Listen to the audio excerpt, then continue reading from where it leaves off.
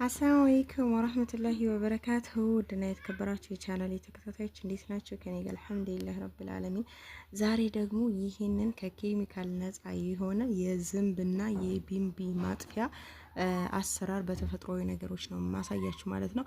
የሚገርም ተፈጥሯዊ የሆነ ተክል ነው የማሳያችሁ። ስሙ ሁላችንም የምናውቀው ሁላችሁም የምታውቁት ጠጀ ሳር የሚባለው ይሄ ነው ማለት ነው። ብዙ ጊዜ የወሎ ጭስ ጋራ ተቀጥቅጦ አንድ ላይ እንትን ያለ። በነገራችን ላይ እናቴም ጭሳጭስ ነጋዴ እንደዚህ የቅመማ ቅመም ነጋዴ ስለሆነች ይህንን ለጭሳጭስ መመጠኛነት ትጠቀመዋለች ማለት ነው። እና ብዙ ጊዜ እኛ ቤት አይጠፋም። እና የምጠቀምበት ነገር ምንድን ነው? ቢንቢዎችን ለማጥፋት ዝንቦችን ለማጥፋት በጣም ቆንጆ የሆነ ተክል ነው። እንግዲህ እንደምታዩት ደርቋል። እዚህ ጋር አድርቄው ነው።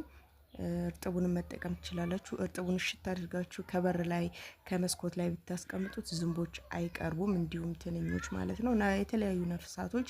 ይሄ በጣም ሽታውን ይጠሉታል። በውስጡ ሲትሮኔላ የሚባል ነፍሳቶች በጣም የሚጠሉት ሽታ አለው ማለት ነው። እና ከዚህ እንግዲህ ነው የምናዘጋጀው። እንዴት አድርገን እንደምናዘጋጅ ለሚጨስ በጭስ መልኩ አጭሰን ነፍሳቶችን ለማባረር በተለይ ቢንቢ ኢትዮጵያ ገብታችሁ ማለት ነው ከምንም በላይ የሚያስቸግራችሁ ነገር ቢንቢ ነው። በቃ ማታ ማታ ውሏችሁን ደግሞ ዝንብ እና እዚህ ጋር የሚጨስ ነገር ስትሰሩ ሶስት ነገሮች ያስፈልጋሉ። አንደኛው ጠጅ ሳር ነው፣ ሁለተኛው የሮዝመሪ ቅጠሎች የደረቀ፣ ሌላኛው ቁርንፍድ ነው። እነዚህንም ነፍሳቶች በጣም ነው የሚጣሏቸው፣ የሮዝመሪውንም ሽታ የቁርንፍዱንም ሽታ። አሁን ሁሉንም እንደዚህ አድርጌ በሙቀጫ እወቅጠዋለሁ። በቡና ሙቀጫ ነው የወቀጥኩት። ለምን ቡናም እንደምታውቁት ለነፍሳት ማባረሪያ ይሆናልና በደንብ አድርጌ ወቅጫ አልሜዋለሁኝ። ሽታውን ቤት ውስጥ አይረብሻችሁም። እንደዚህ አድርጋችሁ አጭሳችሁ መጠቀም ትችላላችሁ። በሩን ዝግት ታደርጉና አንድ አፍታ ይጨስበታል። እጥን ያደርጋችኋል። ብሩን ስትከፍቱት የሚገቡበት ነው የሚጠፋቸው። ድንብርብር ይላሉ። ውስጣቸውን በቃ ነርቫቸውን የሚያውክ ሽታ ነው። ይሄ አይወዱትም ነፍሳት ሲባልና እንደዚህ አድርጋችሁ መጠቀም ትችላላችሁ። እኔ ይሄን የተጠቀምኩበት ምክንያት ልንገራችሁ። ሰንደል ነበር ብዙ ጊዜ ገበያ ላይ የሚሸጥ የኬሚካል ሰንደል ነበር የምገዛው። ያንን ኬሚካል ስላለው በጣም በሩን ዘግቼ አጭሼ እንደገና ስንተኛ ልጆቼን እያፈናችሁ በቃ በጣም መጥፎ ሽታ ነው ያለውም። እና ታውቃላችሁ ብዙ ጊዜ ኬሚካል ያለው ነገር ሁሌ የምታጨሱ ከሆነ ትጎዳላችሁ መተንፈሻ አካላችሁ። እና ለዛ እንደዚህ ተፈጥሯዊ ነገር ለምን አልፈልግም ብዬ ሳሰስ ነው ያገኘሁት ማለት ነው። እና ይሄንን ብታጨሱት እልም ይላሉ። ከዛ ወዲህ እኔ ሰንደል የኬሚካል ሰንደል መግዛት አቆምኩኝ። ተፈጥሯዊ የሆነ ነገር በራሴ መጠቀም ጀመርኩኝ ማለት ነው። ሌላው እዚህ ጋር ለስፕሬይ እንደዚህ ለመርጫ የምናዘጋጀውን ጠጅ ሳሩን በምታዩት መልኩ አንድ እፍኝ አደርግና በደንብ አበስለዋለሁ ውሃው ላይ። ለምን ይሄ እንደነገርኳችሁ ሲትሮኔላ የሚባለው ንጥረ ነገር ወደ ዘይት ነገር ነው ወደ ውሃው ይገባልኛል ማለት ነው። ውሃው ይስበዋል። ከዛ ይሄን የተንፈቀፈቀ ውሃ በደንብ እንዲበርድ አድርገዋለሁኝ። እንዳይበላሽብኝ ደግሞ ረዘም ላለ ጊዜ እንዲቆይልኝ ምን አደርግበታለሁኝ? የተወሰኑ ጠብታዎች ሎሚ አደርግበታለሁኝ። ሎሚ እዚህ ጋር ጭምቅ አድርጌ እጨምርበታለሁ። እንደምታዩት ውሃው የሆነ ዘይታማ ነገር አለው።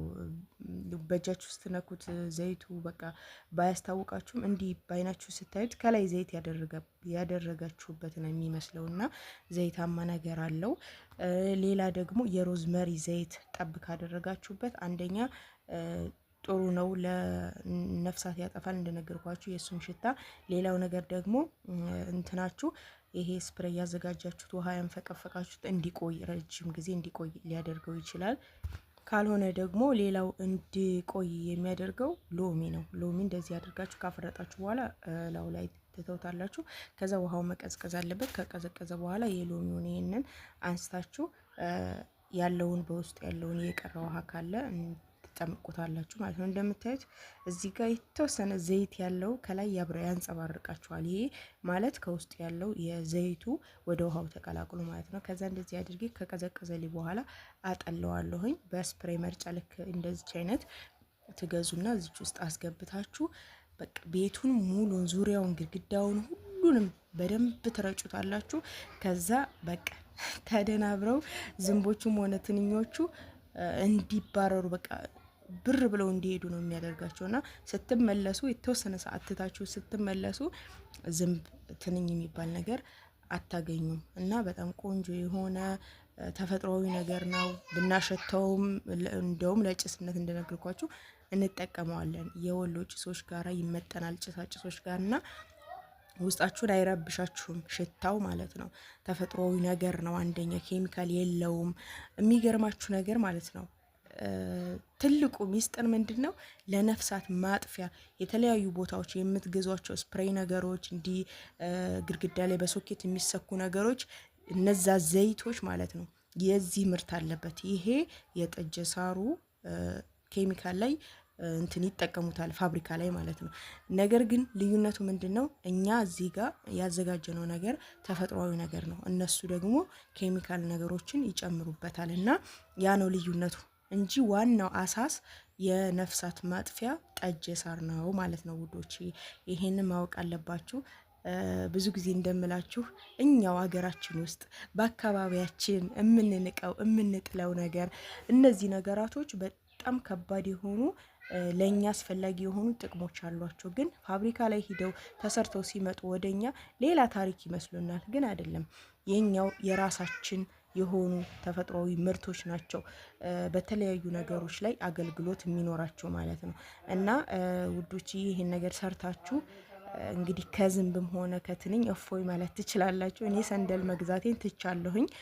በጣም ነበር የምቸገረው፣ ወላሂ ነው የምላችሁ። አረንጓዴ ሰንደል ነው 50 ብር ነው የሚሸጠው። አንዷ ሰንደል 50 ብር ነው የምትሸጠው እና እሷን አምጥታችሁ ግማሿን ታጨሳላችሁ ለአንድ ሌሊት፣ ግማሿን ደግሞ ለአንድ ሌሊት እያጨሳችሁ ያው ሁሌ መግዛት ነው። አንደኛው ወጭም ትቆጥባላችሁ። ለምን ይሄ አንዱ 10 የምትገዛው የጠጀ ሳሯ 50 ብር ነው።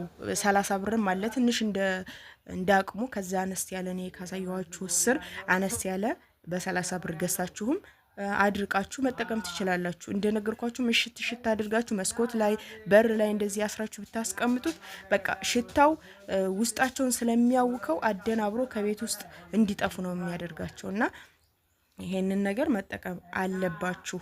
የትም ቦታ አለ ሀገራችን ውስጥ አይጠፋም እና ገበያ ላይ ታገኙታላችሁ። እንደዚህ በስፕሬይ መልኩም ፈለጋችሁ እንደሚጨስ ነገርም ፈለጋችሁ በፈለጋችሁበት መልኩ አዘጋጅታችሁ ለነፍሳቶች ማጥፊያ በተለይ የሚያስቸግሩ ዝንብና ትንኝ ማጥፋት ትችላላችሁ ማለት ነው። እኔ በሁለቱም ነው በነገራችን ላይ የምጠቀመው። ይሄንን ስፕሬይ ጧት ረጨዋለሁኝ ሙሉ ቤቱን።